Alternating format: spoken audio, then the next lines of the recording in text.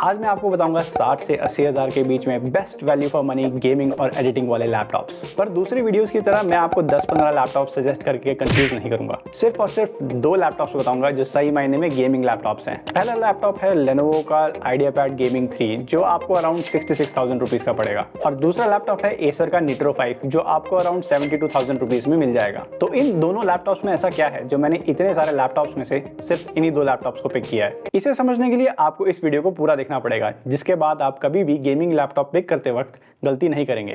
Gaming laptop purchase करने से पहले आपको कुछ इंपॉर्टेंट बातें खास ध्यान में रखनी है, और इनमें से एक चीज तो इतनी इंपॉर्टेंट है ना जिसके बारे में कोई बात ही नहीं करता। तो चलो फिर एक एक चीज मैं आपको डिटेल में एक्सप्लेन करता हूँ। तो सबसे पहले शुरू करते हैं सीपीयू से, क्योंकि वो बहुत इंपॉर्टेंट है। अब इंटेल हो या AMD हो, आपको सिर्फ और सिर्फ एच सीरीज वाला सीपीयू लेना है, क्योंकि एच सीरीज वाले सीपीयू में सबसे ज्यादा पावर होती है। P और U सीरीज वाले सीपीयू बिल्कुल मत लेना। इन दोनों ही लैपटॉप्स में आपको एच सीरीज का इंटेल का कोर i5 12th जन वाला सीपीयू मिलता है। बस फर्क इतना है कि आइडियापैड में आपको 12450H मिलेगा और निट्रो 5 में आपको 12500H मिलता है, जिसकी परफॉर्मेंस थोड़ी सी ज्यादा है। पर ये दोनों ही सीपीयूज गेमिंग के लिए एकदम बेस्ट है। दूसरा आपको देखना है जीपीयू। अब अगर सीरियस गेमिंग करनी है तो इस बजट में RTX 3050 से नीचे वाला कोई भी गेमिंग लैपटॉप मत लेना, वरना पछताओगे। इन दोनों ही लैपटॉप्स में आपको RTX 3050 मिलेगा 4GB वाला। बस फर्क इतना है कि आइडियापैड की TGP 85 वॉट्स है और निट्रो की है 95 वॉट्स। मोटा मोटा समझो तो जितनी ज्यादा TGP उतनी दमदार परफॉर्मेंस। और एक और स्पेशल चीज, आपको निट्रो 5 में मक स्विच मिलेगा जो आइडियापैड में नहीं आता। अब नेक्स्ट आते हैं लैपटॉप के थर्मल्स। क्योंकि लैपटॉप की कूलिंग अच्छी ना हो तो पावरफुल CPU और GPU किसी काम के नहीं है। आइडियल गेमिंग लैपटॉप का कूलिंग इतना पावरफुल होना चाहिए कि अगर 2-3 घंटे भी गेम खेलो तो लैपटॉप बिल्कुल ओवरहीट ना हो।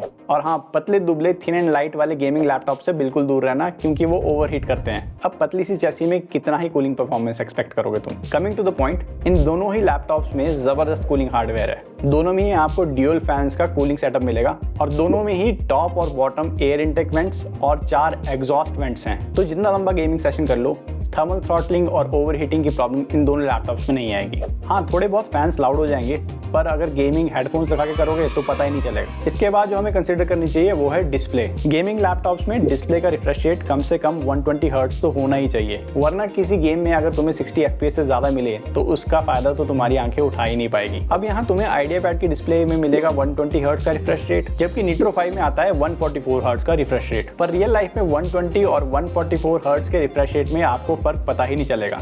तो दोनों ही डिस्प्लेज अच्छी हैं इस हिसाब से। और हाँ, दोनों में ही IPS लेवल डिस्प्ले आती है, तो व्यूइंग एंगल्स और कलर रिप्रोडक्शन दोनों के ही अच्छे हैं। नेक्स्ट अब आपको ये देखना है कि आपके गेमिंग लैपटॉप में आपको कितनी रैम मिल रही है। आजकल लैपटॉप्स में 2 तरह की रैम्स आती हैं, DDR4 और DDR5, पर इससे कोई फर्क नहीं पड़ता। बस ये ध्यान रखना कि लैपटॉप की रैम ड्यूल चैनल में होनी चाहिए। फर्क इस बात से पड़ता है कि 8GB रैम है या 16GB, और सीरियस गेमिंग के लिए 16GB से कम रैम मत लेना। इन दोनों ही लैपटॉप्स में आपको 16GB की DDR4 रैम मिलती है जो ड्यूल चैनल में है, और दोनों लैपटॉप्स की रैम अपग्रेडेबल है अप टू 32GB। इसके बाद ये देखते हैं कि गेमिंग लैपटॉप्स में स्टोरेज कितनी होनी चाहिए। इस बजट में आपको 512GB से ज्यादा SSD किसी लैपटॉप में नहीं मिलेगी, इसीलिए इन दोनों लैपटॉप्स में भी आपको 512GB की NVMe SSD स्टोरेज मिलती है। पर इन लैपटॉप्स में एक की डिफरेंस है जो ये डिसाइड करेगा कि आपकी गेम्स का लोडिंग स्क्रीन टाइम कितना होगा, और वो डिफरेंस है SSD की जनरेशंस का। आइडियापैड में आपको Gen 3 SSD मिलती है, जबकि निट्रो में आती है Gen 4 स्टोरेज। आप स्क्रीन पे खुद देख सकते हो कि Gen 4 की read and right speeds Gen 3 के मुकाबले 3 टाइम्स फास्टर है। तो निट्रो 5 में आपकी गेम्स 3 टाइम्स फास्टर लोड होंगी। अब एक बात ध्यान में रखना, आप 512GB की SSD स्टोरेज में ज्यादा गेम सॉफ्टवेयर या अपना डेटा स्टोर नहीं कर पाओगे, तो गेमिंग लैपटॉप्स में स्टोरेज को अपग्रेड करने का ऑप्शन भी होना चाहिए। थैंकफुली दोनों ही लैपटॉप्स में आपको स्टोरेज को अपग्रेड करने का ऑप्शन मिलता है। इन दोनों ही लैपटॉप्स में आपको एक फ्री स्लॉट मिलेगा फुल साइज NVMe SSD वाला, जिसमें आप 1 TB तक की SSD इंस्टॉल कर सकते हो।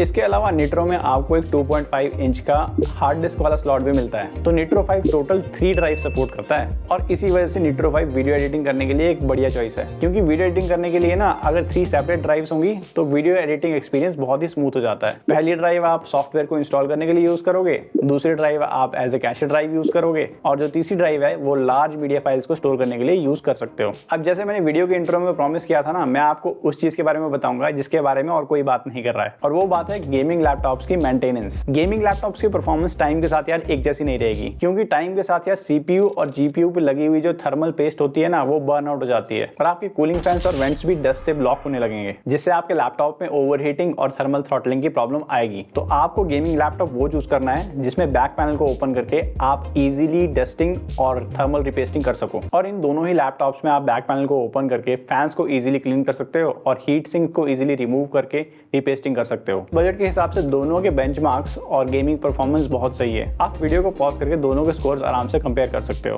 और ये रहे गेम के FPS, जहां आप क्लियरली देख सकते हो कि आइडिया पैड कम पावरफुल CPU होने के बावजूद कुछ गेम्स में निट्रो को अच्छे खासे मार्जिन से बीट कर रहा है, जिसका रीजन है आइडिया पैड की ऑप्टिमाइजेशंस और थर्मल मैनेजमेंट। बाकी अगर आपको डिटेल्ड कंपैरिजन देखना है तो आप हमारी वेबसाइट siliconhp.com/gamingv1 पर जाकर इन दोनों को आराम से कंपेयर कर सकते हैं। और जो दूसरे फालतू के स्पेसिफिकेशंस बच गए हैं ना, उन्हें भी आप हमारी वेबसाइट पर जाकर चेकआउट कर सकते हो। इन शॉर्ट, बिल्ड इन दोनों का प्लास्टिक है पर सॉलिड है, कोई मेजर फ्लेक्स या स्क्रीन वॉबल नहीं है दोनों में। कनेक्टिविटी वाइज दोनों में ही Wi-Fi 6 और ब्लूटूथ वर्जन 5.2 मिलेगा। कीबोर्ड आइडिया पैड में वाइड बैकलिट और निट्रो 5 में 4 जोन RGB वाला मिलेगा और दोनों में ही नंबर पैड आता है। वेबकैम दोनों में ही 720p वाला मिलेगा। स्पीकर्स ठीक ठीक से हैं, वैसे भी जो रियल गेमर्स होंगे वो इस लैपटॉप को हेडफोन्स लगा के ही यूज करेंगे। इन दोनों ही लैपटॉप्स में आपको सारे नेसेसरी पोर्ट्स भी मिल जाते हैं, इंक्लूडिंग USB-C थंडरबोल्ट 4 पोर्ट। तो एक्सटर्नल मॉनिटर वगैरह दोनों में लगा सकते हो और आप स्टॉक मार्केट के लिए भी इन दोनों लैपटॉप्स को यूज कर सकते हो। और बैटरी बैकअप किसी भी गेमिंग लैपटॉप का अच्छा होता नहीं है, तो उसके बारे में हम ज्यादा बात करेंगे भी नहीं। और वैसे भी जितना मर्जी महंगा गेमिंग लैपटॉप ले लो, आपको बेस्ट परफॉर्मेंस के लिए उसे हमेशा प्लग इन करके ही यूज करना पड़ेगा। वेट की बात करें तो अगर गेमिंग लैपटॉप भारी ना हो ना, तो समझ लेना वो बेकार है। तो मेरी फाइनल वर्डिक्ट ये है कि अगर तुम्हें सिर्फ गेमिंग करनी है तो गो विद आइडिया पैड। ये तुम्हें सस्ता भी पड़ेगा और प्राइस टू परफॉर्मेंस भी इसकी बहुत तगड़ी है। पर अगर तुम्हें गेमिंग के साथ वीडियो एडिटिंग भी करनी है तो गो विद नाइट्रो 5, क्योंकि वीडियो एडिटिंग के हिसाब से इसका CPU ज्यादा पावरफुल है आइडिया पैड वाले से, और इसमें स्टोरेज को अपग्रेड करने के लिए भी ज्यादा ऑप्शन है। कोई भी गेमिंग लैपटॉप खरीदने से पहले आप हमारी वेबसाइट siliconhp.com/gaming पर जरूर विजिट कर लेना। वहाँ आपको आपके बजट के हिसाब से best value for money laptops की अप टू डेट लिस्ट मिल जाएगी। इन दोनों ही लैपटॉप्स के बाय लिंक्स और इनके ऊपर आने वाले डिस्काउंट्स के बारे में इंफॉर्मेशन भी आपको वहां मिल जाएगी। वैसे वीडियो डिस्क्रिप्शन में भी लिंक्स हैं, तो वहां भी चेकआउट कर सकते हो आप। पर हाँ, अगर आपके पास इस बजट में इन दोनों लैपटॉप से अच्छी कोई डील है तो आप वो कमेंट सेक्शन में हमारे व्यूअर्स के साथ शेयर कर सकते हैं। अगर आपके मन में कोई क्वेश्चन, डाउट या कंफ्यूजन है तो वो भी आप कमेंट सेक्शन में पूछ सकते हैं। तो इसी के साथ यार वीडियो को करते हैं खत्म और मिलते हैं अगली वीडियो में। Bye bye.